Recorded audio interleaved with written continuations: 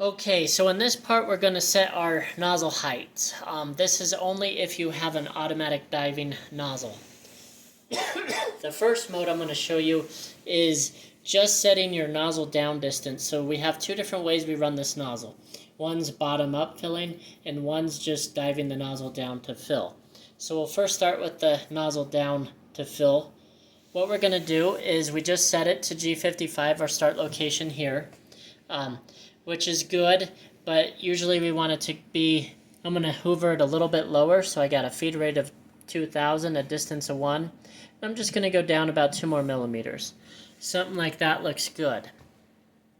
Now we can set our diving distance by manually moving it 10 or whatever we want to set here. So you have your nozzle down distance. In most programs it's set for 10 or 5.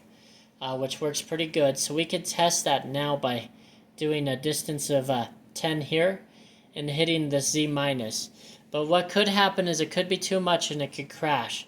So what I usually tell people is go maybe a distance of 2 and we'll just count up to 10 by hitting the Z minus.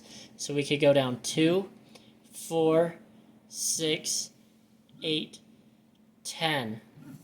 Which, you know, that nozzle's down in the bottle. It's going to prevent splashing. That's pretty good. So what I'm going to do is just go back up to 10 now, using the Z plus. 2, 4, 6, 8, 10. So that's where we want it. Make sure when you do configure your start location, you're setting this nozzle as the hovering position. That's above your bottle. So what I'm going to do is hit set start location. And we could test this too by putting a fill count. Make sure your fill count's 1. You could actually here I'll just load up that G55 program here.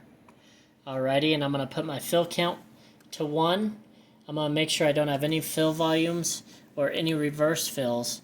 And basically we could hit start cycle and make sure that nozzle distance is that diving distance right here is where we want it. So I'll hit start cycle.